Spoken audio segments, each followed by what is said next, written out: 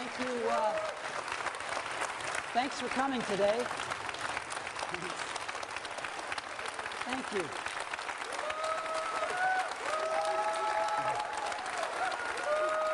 Thank you.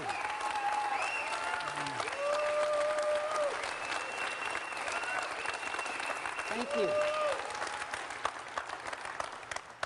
Good morning, and thank you all for coming today. We want to kick off 2010 by introducing a truly magical and revolutionary product today. But before we get to that, I just got a few updates.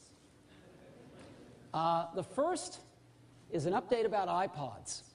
A few weeks ago, we sold our 250 millionth iPod.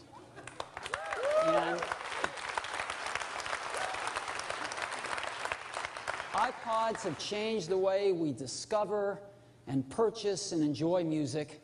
And with 250 million of them, I just didn't want to let this moment pass without just recognizing it. It's pretty amazing.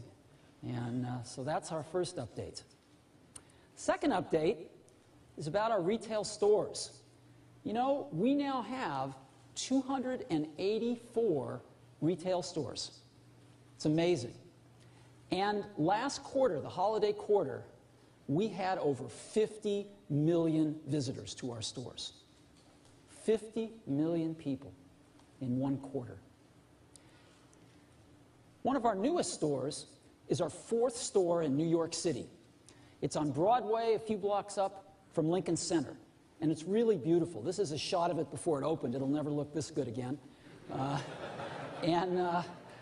Here it is on opening day, and a shot across the street. It is so wonderful to be putting these stores with their phenomenal buying experience right in the neighborhoods of our customers. It feels great. And so this is one of our latest and greatest retail stores. Next update, store of another kind, the App Store. An incredible phenomenon, delivering applications to iPhone users and iPod Touch users around the world. We have over 140,000 applications now on the App Store. And a few weeks ago, we announced a user downloaded the 3 billionth application from the App Store. This is in around 18 months since inception. 3 billion applications in the App Store. And lastly, we started Apple in 1976. 34 years later, we just ended our holiday quarter, our first fiscal quarter of 2010, with $15.6 billion of revenue. I don't even believe that. Now, what that means is that Apple is an over $50 billion company.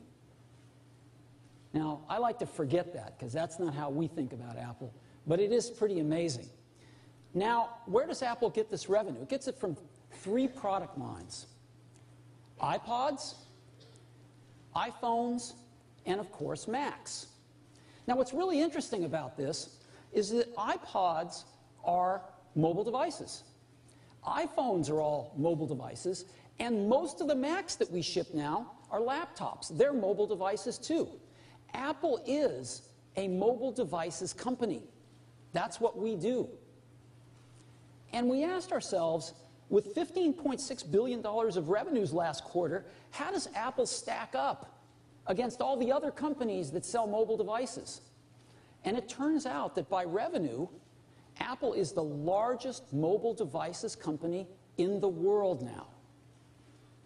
It's amazing. Apple is larger than Sony's mobile devices business, selling great camcorders and digital cameras and stuff that they make. It's bigger than Samsung's mobile devices business with all their handsets that they sell. And by revenue, it's even bigger than Nokia's mobile devices business with all of the handsets that they sell. Apple is the #1 mobile devices company in the world. So those are the updates that we have today. So now let's get to the main event.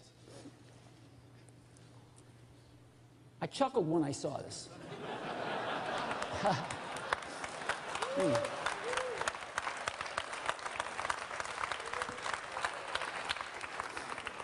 But before we get to that, I want to go back to 1991, when Apple announced and shipped its first PowerBooks. This was the first modern laptop computer.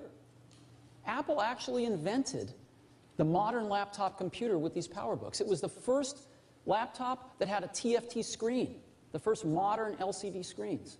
It was the first laptop that pushed the keyboard up, creating palm rests, and had an integrated pointing device, in this case a trackball. Well, of course, almost 20 years later, we've got incredible laptops now.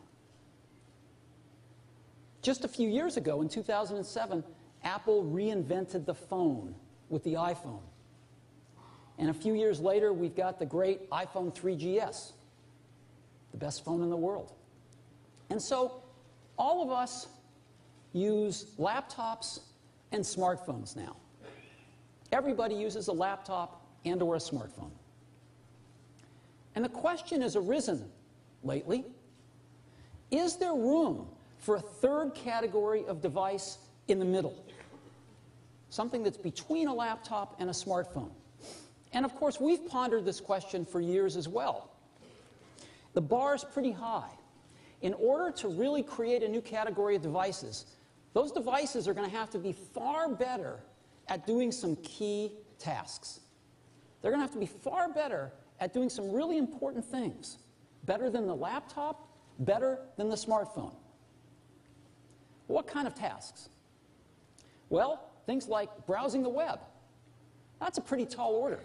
Something that's better at browsing the web than a laptop? Okay. Doing email. Enjoying and sharing photographs. Video, watching videos. Enjoying your music collection. Playing games. Reading ebooks.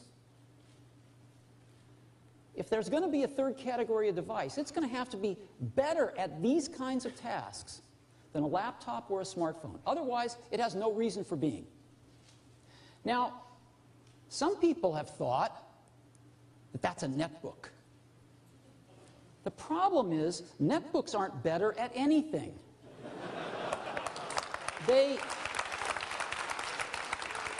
They're slow, they have low-quality displays, and they run clunky old PC software.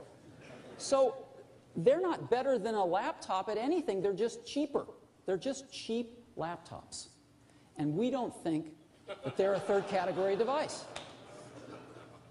But we think we've got something that is. And we'd like to show it to you today for the first time. And we call it the iPad. So,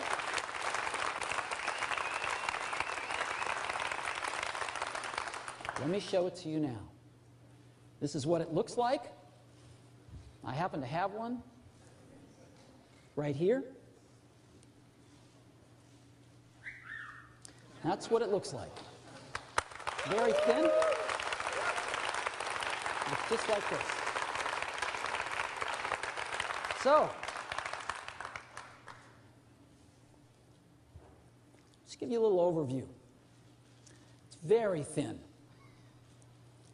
And you can change the background screen, the home screen, to personalize it any way you want. People put their own photos on it, I'm sure, but we ship a few, and you can make it anything you want.